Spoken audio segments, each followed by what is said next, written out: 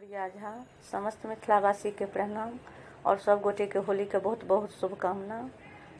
आइ हम अपने लोकनिक समक्ष एकटा होली के गीत प्रस्तुत करै छी। अपने सब गोटे से आग्रह एक बेर सुनी, जँ नीक लागत तऽ आशीर्वाद स्वरूप लाइक सब्सक्राइब शेयर करी। जय मिथिला, धन्यवाद। झिहिर झिहिर बरसाई रंग अबीर पिया, चलू मिथिला में खेलब होरी। झिहिर झिहिर बरसाई रंग अबीर पिया, चलू मिथिला में खेलब होरी। मंडन के हाथ भरल पिचकारी, मंडन के हाथ भरल पिचकारी। विद्यापति जी ने रंग झोली पिया, चलू मिथिला में खेलब होरी। विद्यापति जी ने रंग झोली पिया, चलू मिथिला में खेलब होरी। कमला कोसी में अपन रंग घोरब, कमला कोसी में अपन रंग घोरब।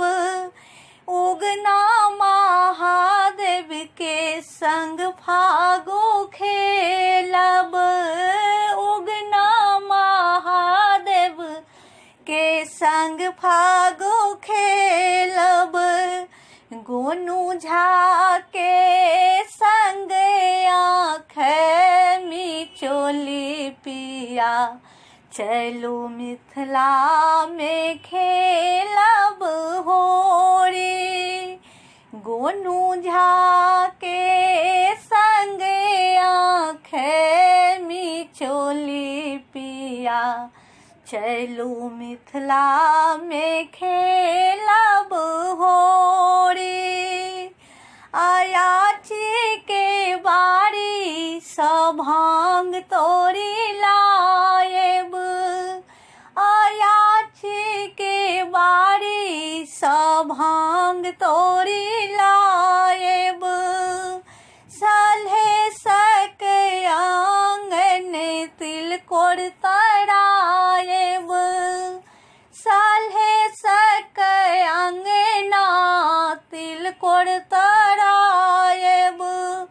मखानक संग लायब पानक ढोली पिया, चलू मिथिला में खेलब होरी। मखानक संग लायब पानक ढोली पिया, चलू मिथिला में खेलब होरी। राजा जनक जी के दरबार सजल छनि, राजा जनक जी के दरबार सजल छनि। मिथिलेश कुमारी के चुनरी रंगल छनि, मिथिलेश कुमारी के चुनरी रंगल छनि। राम जी संग करबनि हँसी ठिठोरी पिया, चलू मिथिला में खेलब होरी। राम जी संग करबनि हँसी ठिठोरी पिया, चलू मिथिला में खेलब होरी। झिहिर झिहिर बरसाई रंग अबीर पिया, चलू मिथिला में खेलब होरी। पिया चलो मिथिला में